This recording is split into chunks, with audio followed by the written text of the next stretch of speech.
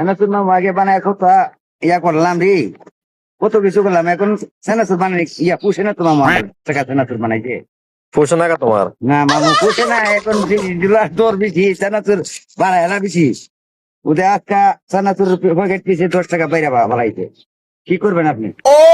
তো টক জল বাড়াই দিছো নি? হ্যাঁ, টক জ্বালা তো দিতে হবে, এখন টক জ্বালা একবার সস্তা আছে। আর একটা ব্রেকআপ ইয়া মারাই দাও, চানাচুর বানাই দাও।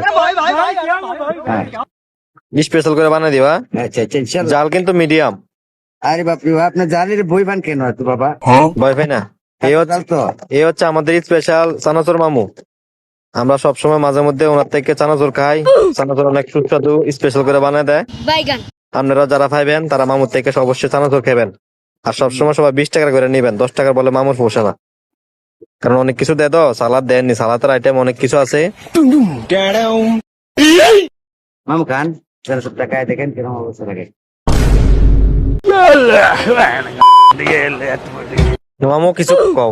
হ্যাঁ ভাইরা, আপনারও চানাচুর খাইলে 20 টাকার করে খায়েন কেন? এটা 10 টাকার করে আমরা বেচতে পুষে না, আর আপনারও দিলে আপনার বলেন কম কম কম।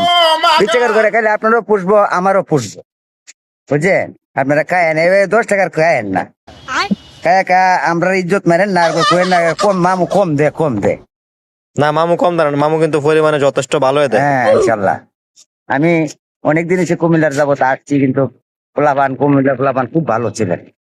মামু এখন থাও কোন জায়গায়? আমি সাতরাতে, কুমিল্লার সাতরা। মামুর জন্য সবাই দোয়া করবা, যাতে মামু সুস্থ সবল শরীরে ব্যবসাটা সুন্দরভাবে করতে পারে। সবাই মামুর জন্য দোয়া করবা, ঠিক আছে? হাফেজ, আমি ইনশাল্লাহ।